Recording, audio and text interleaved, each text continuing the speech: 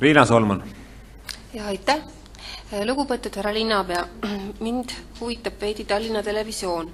Teatavasti eraldab linn selle käigus hoidmiseks aastas miljoneid ja lisaeelarves näeb ka ette summasid.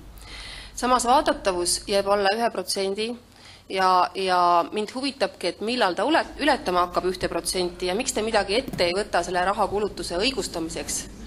Ja või on siis tõepoolest TTV loodud sotsiaalseteks töökohtadeks? See väide, et see on alla 1%, see on teie sõprade väljamõeldis. Tegelikult Tallinna Televisioonil on palju rohkem vaatajaid ja eks see on näha ka sellest, kui palju ühe või teise või kolmanda partei esindajaid püüab Tallinna Televisioonis sõna võtta. Kui seal oleks alla 1% vaatajaid, siis ei trügiks sinna keegi. Praegu minnakse hea meelega. Aitäh.